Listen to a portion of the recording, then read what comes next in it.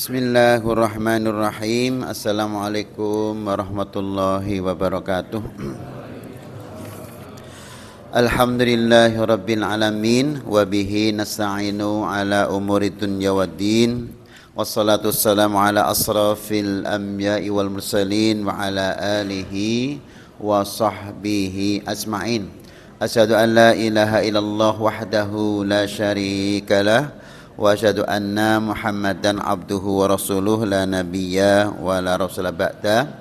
Bapak Ibu jamaah salatul maghrib, salatul isya yang Allah muliakan, alhamdulillah kita sore hari ini Allah berikan keselamatan, kesehatan lahir batin sehingga kita bisa melaksanakan salat maghrib secara berjamaah. Kemudian kita lanjutkan thalabul ilmi nanti sampai insyaallah waktu isya. Semoga semuanya ini akan memberikan, yang pertama tentunya semoga Allah menerima amal kita. Yang kedua, semoga dengan thalabul ilmi semakin akan memperkaya ilmu keislaman baik dari Al-Qur'an, sunnah Rasulullah, tarikh-tarikh, kemudian kaitannya dengan ibadah maupun muamalah kita. Sehingga tidak saja kita itu fokus pada satu bidang, tetapi kita bisa menyelesaikan atau melengkapi seluruh ajaran-ajaran Islam yang sudah diajarkan Rasul kepada kita semuanya. Bapak Ibu, tidak lupa salawat dan salam semoga tetap tercurah pada Rasul sallallahu alaihi wasallam, keluarga beliau, sahabat beliau, dan kepada umatnya hingga kiamat nanti. Yang pertama, setelah kita 1 bulan libur di bulan Syawal kemarin, kita masuk di bulan Mei ini, kita masuk sebentar lagi di bulan Dzulqa'dah dan Dzulhijjah. Maka yang pertama akan kami sampaikan tentang Idul Fitri kemarin, yang sebetulnya dalam konsep Islam itu perayaan itu ada 3. Yang pertama Jum'ah. Ternyata Jum'ah itu perayaan bagi kita karena kesempurnaan ibadah sholat 5 waktu selama sepekan. Maka ibadah sholat 5 waktu selama sepekan kita rayakan dengan Jum'ah. Walaupun memang Jum'ah itu sekali lagi tata caranya berbeda dengan duhur. Kalau Jum'ah itu khutbah dulu baru kemudian sholat 2 rakaat. Di situ ada khutbah-khutbahnya. Kemudian kalau duhur hanya sholat 4 rakaat saja, sehingga memang berbeda. Maka 3 itu sama caranya, cuman nanti bedanya kalau Jum'ah itu khutbah dulu baru sholat, sementara Idul Fitri dan Idul Adha sholat dulu baru berkhutbah. Jadi yang pertama insya Allah dengan panjenengan kulon derek sholat 5 waktu yang hukumnya wajib, yang sudah kita peringati dengan Jumatan, insya Allah sebagai mukaffiratu dzunub, penghapus dosa selama seminggu. Kemudian yang kedua setelah Jumatan, yang kedua Idul Fitri. Idul Fitri itu datang setelah sebulan lamanya kita puasa wajib, yaitu di bulan Ramadan. Yang kedua adalah membayar zakat, baik zakatul mal maupun zakatul fitri, yang wajib 2 itu. Adapun tambahan amal seperti qiyamul Ramadan, tambahan amal seperti tilawatul Quran, tambahan amal seperti iktikaf, bahkan sebagian dari penjadian kuliah yang Allah berikan kemudahan sudah bisa umroh di bulan Ramadan. Tambahan amal berupa banyak zikir di pagi dan siang malam, itu sekali lagi itu amalan tambahan minan nawafil, tapi wajibnya adalah puasa dan zakatul mal, zakat fitri. Maka setelah selesai melaksanakan rukun Islam yang ketiga dan keempat ini, kita peringati dengan Idul Fitri. Maka dengan Idul Fitri setidaknya sebagaimana yang pernah kita bahas, begitu kita selesai sholat saling mendoakan taqabbalallahu minna wa minkum, semoga Allah senantiasa menerima amal kami, amal penjenengan semuanya, puasa kita, zakat mal kita, zakat fitrah kita, kemudian tilawatul Quran kita, iktikaf kita, barangkali sebagian adalah umroh kita, kemudian berbagai macam jenis sedekah yang sudah kita lakukan di bulan Ramadan. Ketika sudah diterima amalnya, maka pasca Ramadan tidak ada sesuatu yang lebih kecuali semoga apa yang sudah kita lakukan, amal-amal baik begitu banyak di malam dan siang hari, semoga Allah mengistiqomahkan. Maka malam hari ini bagian daripada merealisasikan, mengistiqomahkan amal, agar amal baik di bulan Ramadan tidak terputus begitu saja. Ada istilah semoga benang-benang yang sudah terpintal ini tidak terurai kembali. Semoga ulat yang sudah jadi kepompong, yang sudah jadi kupu-kupu yang begitu indah, jangan dirusak dengan berbagai macam amal. Ini tentang Id yang kedua.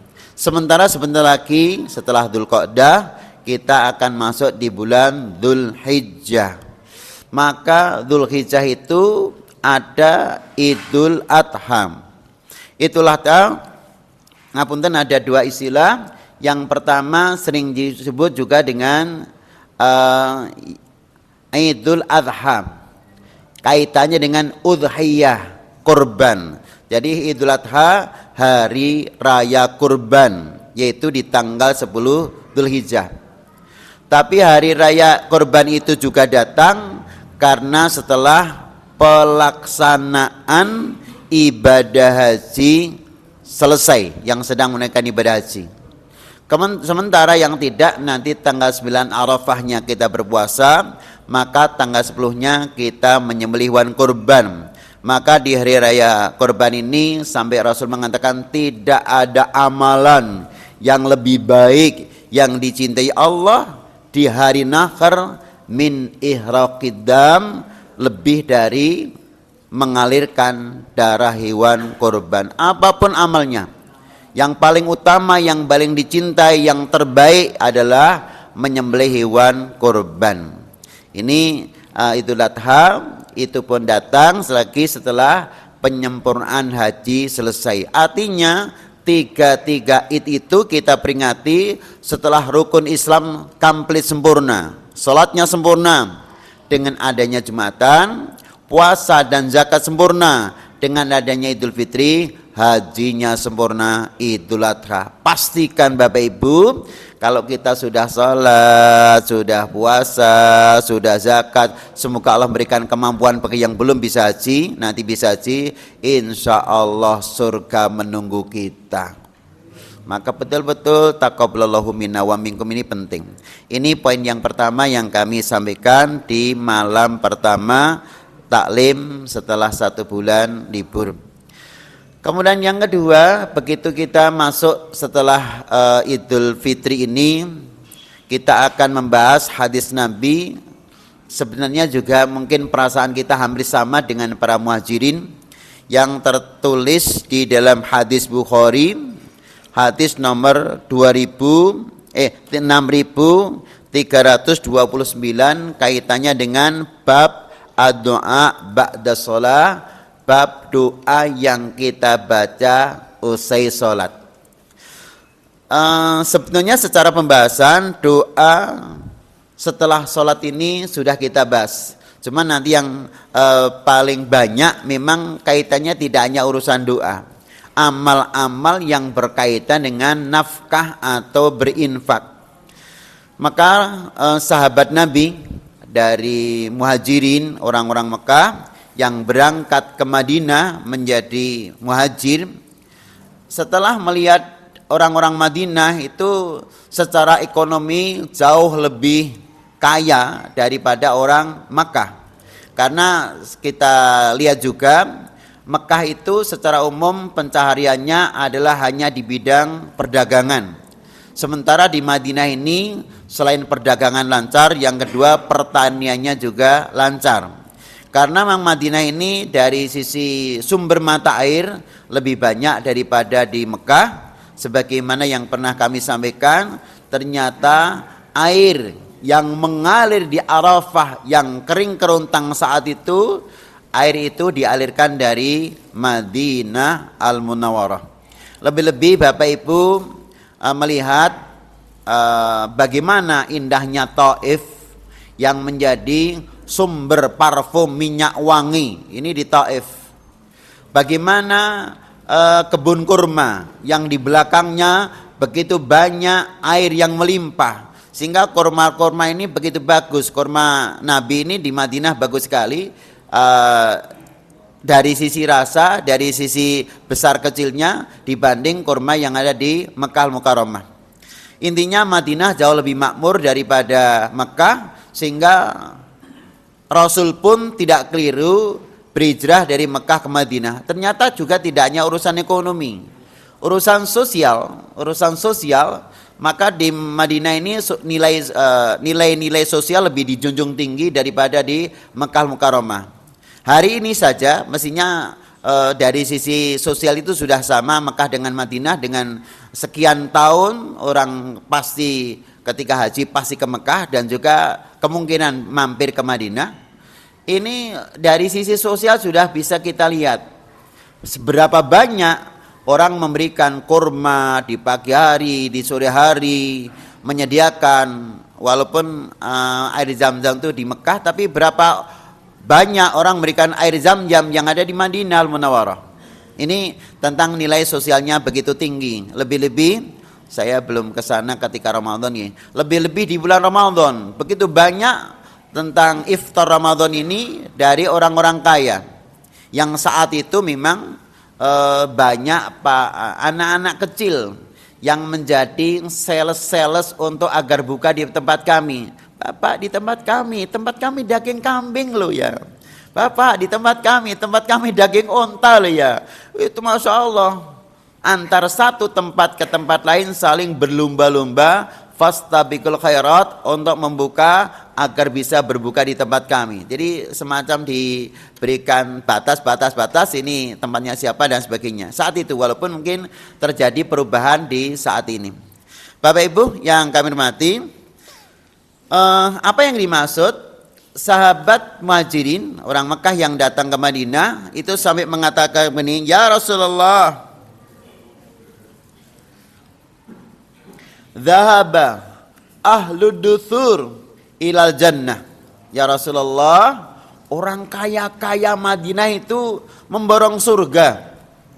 Dalam redaksi yang lain dikatakan, ya Rasulullah, dhahaba ahlud duthur bid darajat wa na'imul muqim. Ya Rasulullah, orang-orang Madinah yang kaya raya itu mendapatkan derajat yang tinggi, mendapatkan kenikmatan yang luar biasa, apalagi nanti di surga ya Rasulullah. Mereka memborong surga, mendapatkan tingkatan yang tinggi.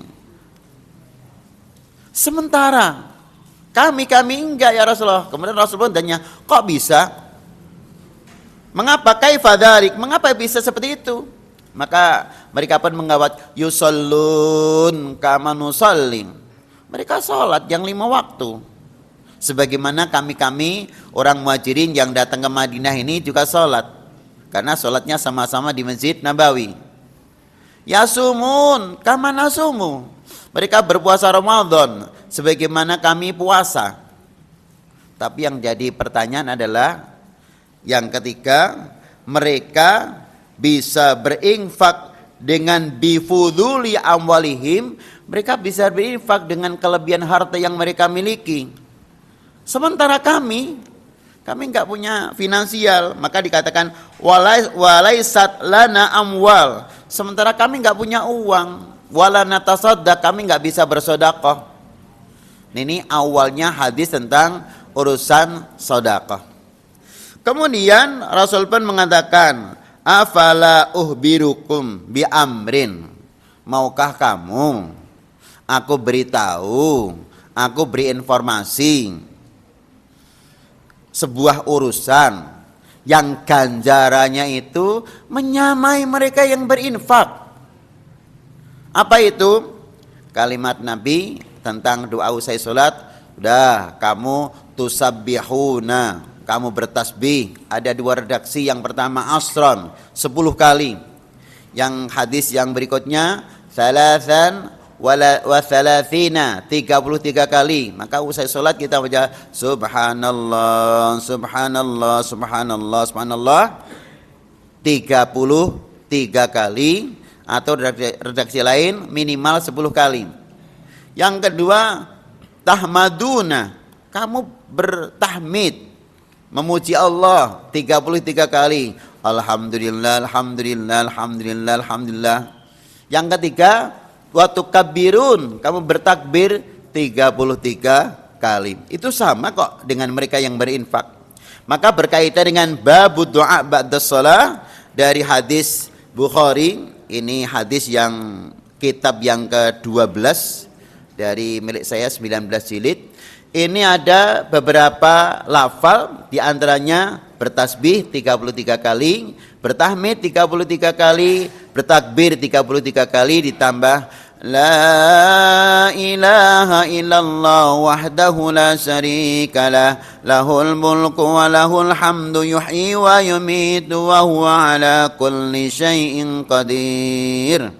Ada yang juga nambah Allahumma la mani'a lima a'taita wa la mu'tiya lima mana'ta wa la yanfa'u dzal jadda minkal jad. Allahumma antas salam wa minkas salam tabarakta ya dzal jalali wal ikram. Ada juga Allahumma a'inni ala dzikrika wa husni ibadatika. Nah, paling tidak dua-dua ini yang ma'thur, yang terdapat dalam hadis Nabi. Yang kita bahas selain doa ini, tasbih, tahmid, takbir, la ilaha illallah wahdahu la syarikalah, Allahumma la mani'a lima ataita, Allahumma anta salam wa minkas salam, Allahumma a'inni ala dzikrika, dan sebagainya, adalah tentang urusan mereka bersedekah. Aku enggak bisa sedekah. Gimana itu ya Rasulullah? Akhirnya Rasul pun memberikan solusi, ya sudah, sedekahmu adalah tasbih, sedekahmu adalah tahmid, sedekahmu adalah takbir, iwazi. Inna hadhil adhkar wa du'a, inna hadhil adhkar wal adhiya, sesungguhnya zikir-zikir dan doa-doa ini yuwazi infaqul mal fi taatillah, sama ganjarannya infak untuk taat kepada Allah. Dengan sabda Rasul, tudriku nabihi man sabaqakum, sebanding ganjarannya dengan orang-orang yang sudah mereka kerjakan di Madinah, yaitu sahabat-sahabat dari Madinah. Bapak Ibu, dari apa yang disampaikan sahabat muhajirin ini, kayaknya kita juga ikut iring ya. Ya Rasul, aku lagi bisa sholat. Ya Rasul, aku lagi bisa puasa. Aku nggak bisa sedekah sementara mereka sedekah. Maka kita akan bahas di bulan Dzulhijjah. Bapak Ibu, saya ikut derek remen, mangayu bagio, ikut bahagia, dan Bapak Ibu harus lebih banyak bersyukur yang hari ini Bapak Ibu sudah Allah perkenankan ibadah haji. Mengapa tidak seluruh kaum muslimin bisa haji? Baik berkaitan dengan finansial, baik berkaitan dengan waktu dan umur, baik berkaitan dengan kesehatan, baik berkaitan dengan security. Ini maka sementara haji itu wal hajjul mabrur laisa lahul jaza ila jannah, sementara haji yang mabrur tempat tinggalnya adalah surga. Ya Allah, aku belum bisa mendapatkan surga dari jalur haji karena aku belum haji. Dah, tasbihnya, tahmidnya, doanya diperbanyak. Mereka bersedekah, kau tidak bisa bersedekah ya Rasulullah. Yang hari ini orang yang sudah saya sampaikan tentang macam-macam sedekah.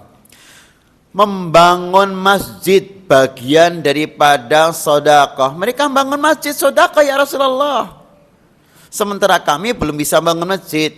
Sudah doa kamu, tasbih kamu, zikir kamu, tilawatul Quran kamu diperbanyak. Khusus berkaitan dengan tilawatul Quran, ada sebuah pertanyaan yang dilontarkan oleh para salaf bertanya kepada Auza'i, ya Auza'i, bagaimana tentang kedudukan zikir doa dibanding dengan usai sholat baca Quran? Maka Auza'i mengatakan, laisa syai' ya'dilu bil Quran. Memang kalau kita banding baca Quran, tidak ada sesuatu yang melebihi ganjaran baca Quran.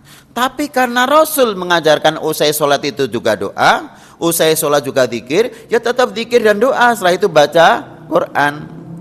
Sehingga tidak menafikan hadis Nabi tentang doa, tidak menafikan hadis Nabi tentang zikir, tidak menafikan hadis Nabi tentang berbagai macam doa yang sudah diajarkan kepada sahabat tadi. Ini tentang ini. Yang kedua, bagaimana kita, apakah cukup dengan zikir doa itu sementara kita punya finansial? Enggak. Justru sahabat Nabi tadi kan irinya di mereka punya uang bisa bersedekah. Maka yang pertama kaitannya dengan haji, saya ulang kembali, Bapak Ibu yang sudah bisa haji. Yang kedua tambah lagi yang belum bisa haji karena terkait dengan waktu, finansial, umur dan sebagainya, baru bisa umroh.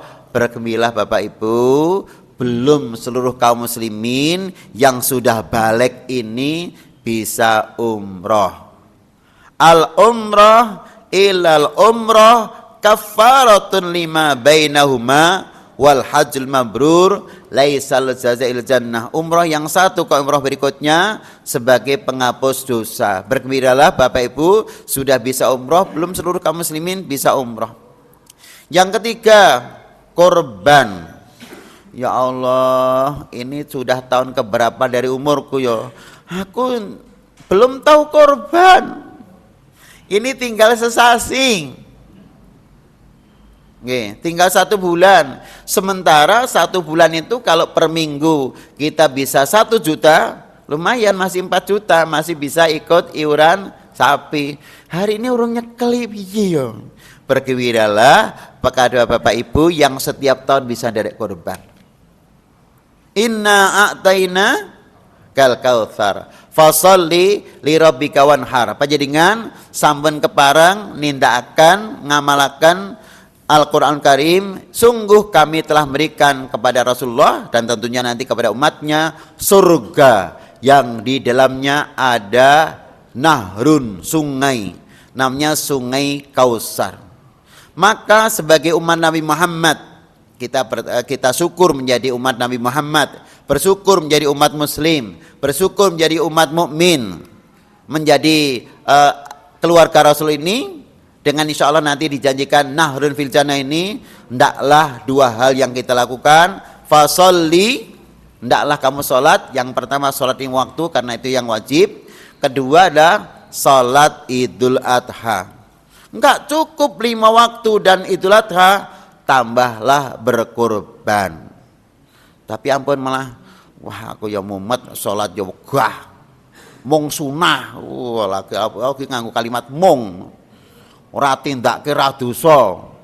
Yang kedua korban. Korban paling banter hukumnya sunnah muakkadah. Salat juga enggak. Korban apalagi perlu duit. Terus andalan amal yang akan kita bawa di akhirat apa?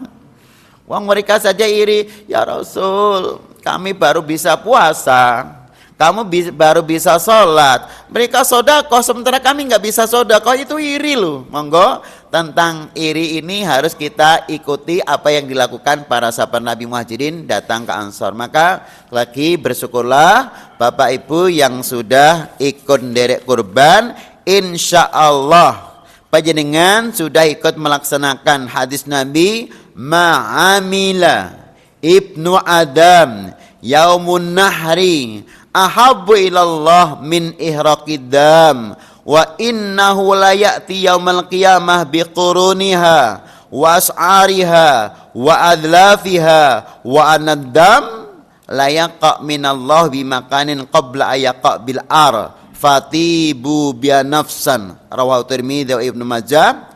Tidak ada amalan, aktivitas, pekerjaan anak Adam manusia pada hari raya Nahr yaitu Idul Adha, Idul Kurban, yang lebih dicintai Allah melebihi dari ihraqud dam, mengalirkan darah hewan korban.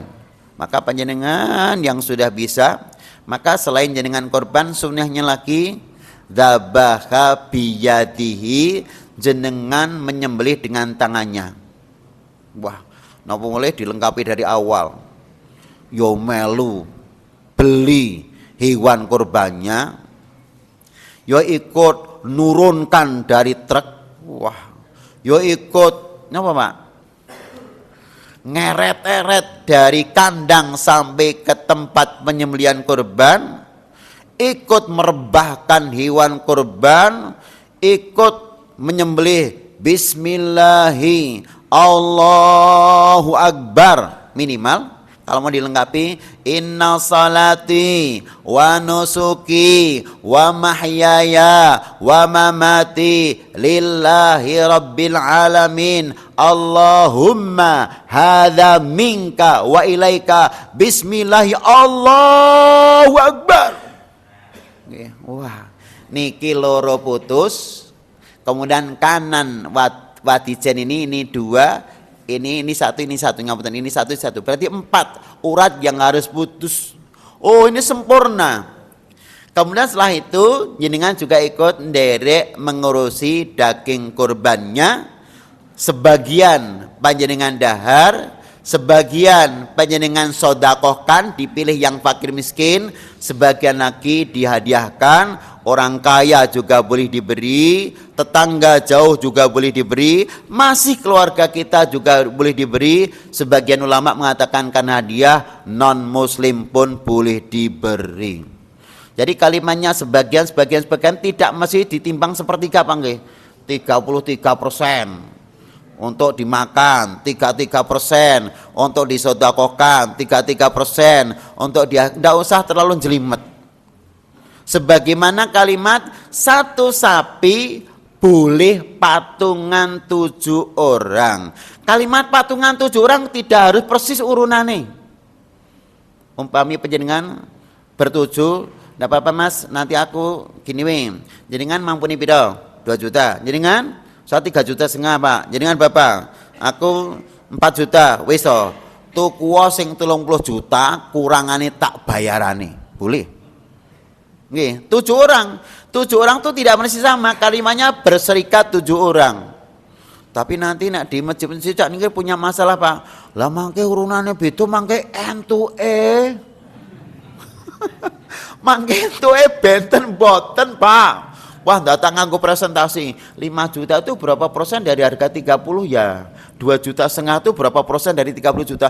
Niku ndak usah begitu. Yang penting sebagian kamu makan, sebagian kamu sedekahkan, sebagian kamu hadiahkan. Ini mudah, Pak. Ndak usah terlalu niki tasih kelebihan 50.000 balik ke mboten. 50.000 masih bisa untuk biaya-biaya yang lainnya. Beli tali, itu masih ada hubungannya dengan kurban. Transportasi masih ada hubungannya dengan biaya korban dan sebagainya dan sebagainya. Maka Bapak Ibu, kalimat 1/7 dari 7 orang berserikat dalam korban, kalimat 1/3 karena kita makan kemudian kita sedekahkan dan kita hadiahkan, itu tidak persis harus 1/7, harus 1/3, tapi dikatakan dibagi 7 dan dibagi 3. Itu tidak mesti persis. Oleh sebab itu kalau kami memang monggo ini kesepakatan takmir masjid atau panitia korban bisa dimusyawarahkan. Kalau kami tidak sedetail itu. Minggu kalau wau ingkang baken sampun kempal piye 7, piye 7 menawi mangke Mas, ayo sing urung tau mulai korban, bismillah tahun ini korban. Jenengan kagungan pinten di? Lah pripun kula jane niku niate korban wedhus nek duwe duit mangke kula korban sapi. Ning arta kula mong kalih yuta niku enggak apa-apa kumpulken.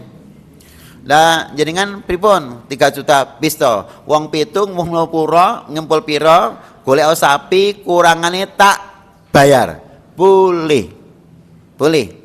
Nah, monggo nanti bisa dikonfirmasi atau bisa dikonfirm untuk ustadz-ustadz yang berkaitan dengan ilmu fikih, khusus berkaitan dengan korban seperti itu. Maka selagi sunnahnya jenengan yang menyembelih.